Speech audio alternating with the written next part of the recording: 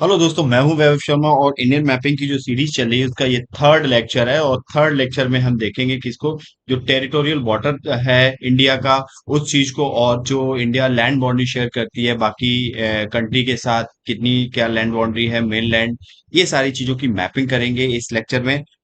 और साथ ही साथ हम इसमें देखेंगे एमसीक्यू बेस्ड जो क्वेश्चन बन रहे हैं यहाँ पे कैसे फ्रेम किए जा रहे हैं। इन सारी चीजों को देखेंगे किस टाइप के क्वेश्चन बन सकते हैं। तो चलिए स्टार्ट करते हैं हम अपना लेक्चर करते हैं। तो ये देखिए इंडिया है। इंडिया की ये टेरिटोरियल ये पूरा है ये 7 नेवर कंट्री थी, उनके साथ इसकी लैंड बाउंड्री है। और ये दो सी के साथ एक एक है अरेबियन सी, और ईस्ट में मिलेगा आपको बे ऑफ बंगाल। तो भारत की टोटल अगर मेन लैंड की देखी जाए, कोस्टल लाइन कितने किलोमीटर है, तो वो है कितने किलोमीटर, 6100 किलोमीटर। भारत की टेरिटोरियल लाइन मतलब जो कोस्टल लाइन है वो इतने किलोमीटर। अगर इसमें अंडमान निकोबार और यहाँ पे जो कोरल आइलैंड्स हैं जिन्हें लक्षद्वीप आइलैंड बोलते हैं, अगर इनके सबकी बाउंड्री को मिला लिया जाए तो भारत की जो टोटल कोस्टल लाइन हो जाएगी वो कितनी हो जाएगी, वो 7516.6 किलोमीटर हो जाएगी। ठीक है, तो मेनलैंड ये वाली थी मेनलैंड की, और ये थी ओवरऑल। ये हम डिस्कस कर चुके हैं पिछले लेक्चर में। तो हम यहाँ पे बात करेंगे, यहाँ पे जो भारत का एक्सक्लूसिव इकोनॉमिक जोन है और जो टेरिटोरियल सी है, ये सब क्या होते हैं इसके बारे में देखेंगे। ठीक है, तो देखिए यहाँ पे क्या होती है कि जो किसी भी देश की जो भौगोलिक सीमा होती है, ये क्या है, ये भौगोलिक सीमा, ये जैसे ये भौगोलिक सीमा, तो भौगोलिक क्षेत्र है ये पूरा, भारत का भौगोलिक क्षेत्र है ये। अब भौगोलिक क्षेत्र को छोड़ के एक समुद्री क्षेत्र भी होता है उस देश के अंडर, वहां पे उस देश के अधिकार होते हैं कुछ। तो वो समुद्री क्षेत्र को 3 कैटेगराइज में बांटा गया है, वर्गीकृत किया गया है। तो किसके द्वारा वर्गीकृत किया गया है इसको देखेंगे। तो तो देखो यहाँ पे एक यूएन क्लॉज, इसकी फुल फॉर्म है यूनाइटेड नेशन कन्वेंशन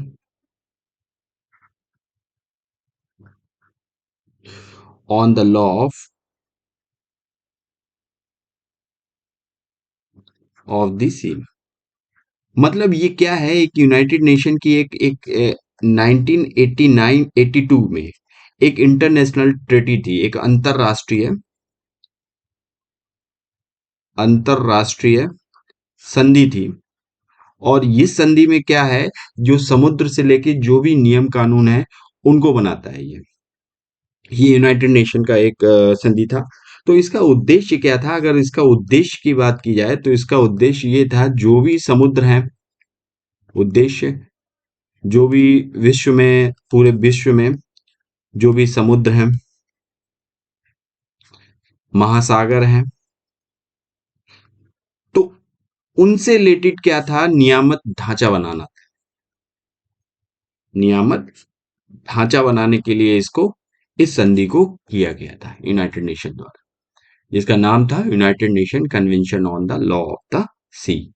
1982 में हुआ था। प्रीलियम में जो प्रीलिम्स है उसमें इस बेस पे भी क्वेश्चन प्रारंभिक परीक्षा में पूछे जा सकते हैं आपको, स्टेट पीसीएस या उससे।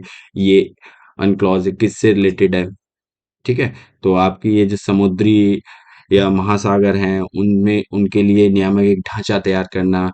क्या ढांचा तैयार करना, क्या बनाना, तो इसका अगर हम देखें थोड़ा एक झलक, तो देखो पहला यहाँ पे अगर देखा जाए तो पहला कहता है कि देशों की जो संप्रभुता से जुड़े मामले देखे जाने चाहिए, कि संप्रभुता ये इस टेरिटरी है कि भाई इसकी संप्रभुता यहाँ तक है, भारत की संप्रभुता ये है। तो ये क्या है, यहाँ पे उससे रिलेटेड कोई मामले होंगे तो वो देखे जाएंगे। इसके बाद जो भी इसके समुद्रिक जोन है, अभी हम पढ़ेंगे आगे कौन कौन से टेरिटोरियल जोन है, जिसे समुद्री सीमा या क्षेत्रीय सीमा कहते हैं। संलग्न क्षेत्र है जिसे अविच्छिन्न मंडल या कॉन्टिन्यूअस जोन कहते हैं। तीसरा अनन्य आर्थिक क्षेत्र, जिसे हम एक्सक्लूसिव इकोनॉमिक जोन भी कहते हैं। तो इनसे रिलेटेड जो भी अधिकार है उनका निर्धारण करना, कि कहाँ पे कौन सा अधिकार है, अनन्य आर्थिक क्षेत्र में उस देश का क्या अधिकार है, और जो उसका टेरिटोरियल सी है वहां पे उस देश के क्या अधिकार हैं, ये सारे यहाँ पे आते हैं। वहीं नौसैनिक अधिकार किसी भी देश की, जैसे इंडियन आर्मी है तो इंडियन आर्मी कहाँ तक मतलब उसका अधिकार है कि कहाँ तक उसके अधिकार है कि वहां पर वो अपना जो पेट्रोलिंग जो भी समथिंग कर सकती है, इससे आगे वो नहीं जा सकती, उसका अधिकार नहीं है। फिर बाकी दूसरी कंट्री के इंटरनेशनल राइट्स आ जाते हैं। तो ये सब बांटे जाते हैं। तो इसके लिए इन्होंने क्या किया, नॉटिकल माइल, अच्छा इनकी एक यूनिट है, एक nautical mile, nautical mile. Nautical mile क्या है, एक यूनिट है, जैसे आप डिस्टेंस को मेजर करते हो किलोमीटर में, मीटर में, ठीक है, तो वैसे ही नॉटिकल माइल एक समुद्री यूनिट है, जिसके द्वारा एक नॉटिकल माइल में समझ लो कितने 1.852 किलोमीटर होते हैं, समथिंग अप्रोक्स इतना किलोमीटर होता है एक नॉटिकल माइल में, ठीक है। तो ये समुद्र में जो डिस्टेंस है उसको मेजर करने के लिए एक यूनिट होती है नॉटिकल माइल। तो आइए अब हम देखते हैं जो हमारे जोन है, जिनको United Nation Convention on the Law of the Sea के बेसिस पे डिवाइड किया गया है। तो उनको हम देखते हैं, भारत के जो एक्सक्लूसिव इकोनॉमिक, ये देखो ये एक्सक्लूसिव इकोनॉमिक जोन है। तो देखो सबसे पहले हम क्या करते हैं, एक पेज ऐड करते हैं। देखो अगर हम देखें यहाँ, ये देखें कोई, ये ये आपका लैंड एरिया है, क्या है, ये आपका लैंड एरिया है, लैंड है मतलब आपकी भूमि है। और भूमि से अगर हम देखें, ये आपका क्या है, ये आपका ओशियन है, पानी है, ठीक है। जैसे इंडिया ही समझ लो, इंडिया के वेस्ट में समझ लो, ईस्ट में समझ लो बे ऑफ बंगाल है। तो ये आपका अच्छे से समझेंगे इसको हम, इस टॉपिक को।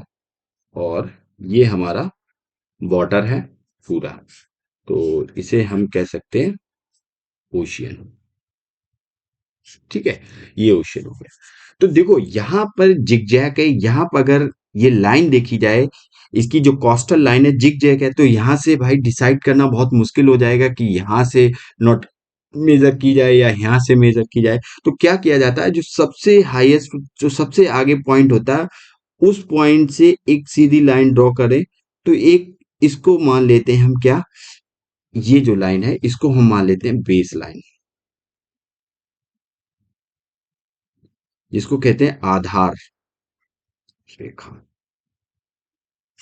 अब इसके अंदर का जो पानी होगा, आधार रेखा जो बेस लाइन के अंदर का पानी है, इस वाटर को क्या कहते हैं, इंटरनल सी, या इंटरनल वाटर कह सकते हैं, आंतरिक जल कह सकते हैं, इंटरनल वाटर मतलब आंतरिक जल कह सकते हैं इसको। अब ये वाला जो वाटर है, अब इसको इन्होंने जो अनक्लॉज था उसने डिवाइड कर रखा है, कैसे, अब इस बेस लाइन से अगर हम कितना चलें, बेस लाइन से अगर हम 12 नॉटिकल माइल चलते हैं, कितना, 12 नॉटिकल माइल। अब 12 नॉटिकल माइल पे एक लाइन ड्रॉ होगी, तो बेस लाइन से ये वाला जो क्षेत्र है 12 नॉटिकल माइल का आपके समुद्र में, तो इसको क्या कहा इन्होंने, क्षेत्रीय सागर कहा, क्षेत्रीय सागर या समुद्री सीमा कहा इसे, क्षेत्रीय सागर, या दूसरा नाम समुद्री सीमा भी कह सकते हैं इसको, समुद्री सीमा भी कह सकते हैं इसको। और इंग्लिश में अगर देखा जाए तो इसको कहेंगे टेरिटोरियल, टेरिटोरियल सी, ये वाला चीज। अब टेरिटोरियल सी में क्या क्या राइट्स हैं, ये 12 नौ बेस लाइन से, हम बेस लाइन समझ लिए, और बेस लाइन से 12 नॉटिकल माइल तक आपका टेरिटोरियल सी आता है। और टेरिटोरियल सी में आपका क्या पड़ता है, टेरिटोरियल सी में देखा जाए भारत को पूर्णतः अधिकार, किसी भी देश को, हम भारत के कॉन्टेक्स्ट में बात कर रहे हैं अभी, तो भारत को आ जाए, बाकी और भी देश हैं जिनकी अपनी समुद्री सीमा है, जैसे ओमान ले लो, पाकिस्तान ले लो, उसका भी एक इकोनॉमिक जोन, जो टेरिटोरियल जोन होंगे, जो उसके भी जोन डिवाइड कर रखे हैं। कोई भी देश ले लो जो समुद्री सीमा बनाता है, जिसकी बॉर्डर के साथ कोस्टल लाइन एक्सेस करता है वो, ठीक है। तो यहाँ पे अगर हम भारत के कॉन्टेक्स्ट में देखें, तो इंडिया के कॉन्टेक्स्ट में अगर हम देखें, तो यहाँ पे इंडिया को क्या है, पूर्ण अधिकार है, यहाँ पे इंडिया कुछ भी करे, पूर्णता अधिकार है यहाँ पे, ठीक है। वो चाहे यहाँ पे मछली पकड़े भारत के, चाहे यहाँ पे माइनिंग करे, चाहे यहाँ पे कुछ भी करे, चाहे यहाँ पे अपना कोई आइलैंड बना दे, कुछ भी करे, सारे राइट्स हैं इंडिया को यहाँ पे, किसी भी देश को, हम इंडिया के कॉन्टेक्स्ट में। फिर हम देखते हैं 12 नॉटिकल माइल से, अब बेस लाइन से हम क्या चलते हैं 24 नॉटिकल माइल। बेस लाइन से अगर देखें 24 नॉटिकल माइल, अगर हम वहीं क्षेत्रीय सीमा या समुद्री सीमा से देखें तो 12 नॉटिकल माइल होगा। तो ये वाला जो क्षेत्र है पूरा, ये पूरा क्षेत्र है, और ये पूरा क्षेत्र आ जाता है किसको, संलग्न क्षेत्र जिसे बोलते हैं यहाँ पे, क्या बोलते हैं, संलग्न क्षेत्र, संलग्न क्षेत्र, जिसे इंग्लिश में बोलेंगे हम, क्या बोलेंगे, कॉन्टिजियस जोन, कॉन्टिजियस जोन। ये दूसरा क्षेत्र है 24 नॉटिकल माइल तक। अब 24 नॉटिकल माइल में यहाँ पे क्या क्या राइट्स हैं इनको, यहाँ पे अगर राइट्स की बात की जाए तो यहाँ पे देखो, भारत को राजकोषीय फिजिकल लॉ बना सकता है, यहाँ पे क्या बना सकता है, राजकोषीय अधिकार है। मतलब यहाँ पे कोई भी पॉलिसी है बना सकता है, इस समुद्र इस जोन तक भारत अपनी पॉलिसी बना सकता है, कि यहाँ पे फिजिकल लॉज के अधिकार हैं उसके पूरे। यहाँ पे कस्टम्स के सीमा शुल्क, कोई भी अगर इंटरनेशनल कोई भी शिप है या कुछ भी है, अगर इस 24 नॉटिकल माइल के अंदर आता है तो भारत उस पे क्या कर सकता है, कस्टम ड्यूटी लगा सकता है, मतलब सीमा शुल्क लगा सकता है, कस्टम सीमा शुल्क लगा सकता है, कह सकते हैं कस्टम ड्यूटी लगा सकता है यहाँ पे। भाई यहाँ पे प्रदूषण नियंत्रण से संबंधित जो भी अधिकार हैं, वो प्रदूषण नियंत्रण से संबंधित जो भी अधिकार हैं, वो भी कहाँ पे आएंगे, वो भी आपके इस नियंत्रण में आ जाएंगे। प्रदूषण से संबंधित जो भी अधिकार है, कोई भी अगर यहाँ पे प्रदूषण कर रहा है तो उस पे जो भी राइट्स हैं, कानून बना सकते हैं, जो भी समथिंग है, वो उस देश की रिस्पॉन्सिबिलिटी है। अगर यहाँ पे कोई भी पॉल्यूशन हो रहा है, प्रदूषण हो रहा है, चाहे एटमॉस्फेयर को हो रहा है, चाहे नीचे समुद्र में जो भी मतलब फिशेज या कोई केमिकल, तो उस पे जो उस देश पे उंगली उठाई जाएगी कि ये आपका कॉन्टिजियस जोन है, ये आपका संलग्न क्षेत्र है, आपके देश की टेरिटरी है, इसमें आपके अधिकार हैं। उस देश पर जो भी फाइन लगाया जाएगा, जो भी समथिंग किया जाएगा, उस देश के ऊपर आएगा।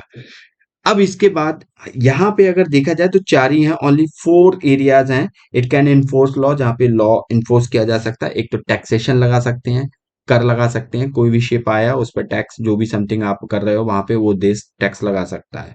कस्टम सीमा शुल्क लगा सकते, कोई शिप आया तो उस पर सीमा शुल्क, ये सारी चीजें लग जाएंगी। पॉल्यूशन, इमिग्रेशन, कोई अगर इमिग्रेशन यहाँ पे आया तो उसको राइट्स है यहाँ पे लॉ बनाने का इमिग्रेशन के लिए उस देश को। जैसे इंडिया का ये 24 नॉटिकल माइल तक है, तो 24 नॉटिकल माइल से इंडिया इमिग्रेशन करना चाह रही है कि नहीं, उस पे बेस्ड करता है कि वो बसाए किसी को, कुछ भी करे।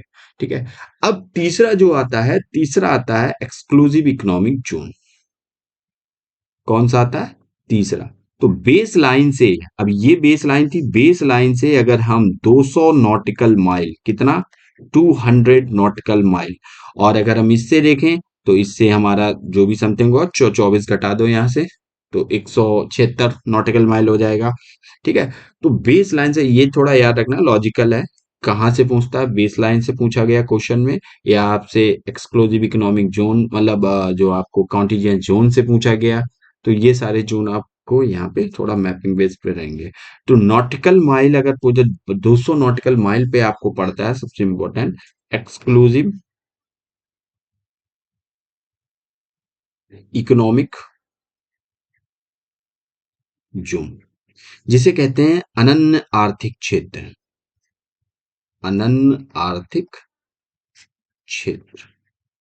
अब अनन्य आर्थिक क्षेत्र में क्या होता है, जो अनन्य आर्थिक क्षेत्र है, तो उसमें क्या क्या राइट्स होते हैं किसी भी देश को, तो उनके बारे में हम बात करते हैं अनन्य आर्थिक क्षेत्र में। तो अनन्य आर्थिक क्षेत्र, ये तो हमने देख लिया बेस लाइन जो आधार रेखा है किसी भी देश की, तो वहां से 200 नॉटिकल माइल तक समुद्र में चले जाइए, 200 नॉटिकल माइल, और 200 नॉटिकल माइल तक आपको क्या मिलेगा, अनन्य आर्थिक क्षेत्र मिलेगा।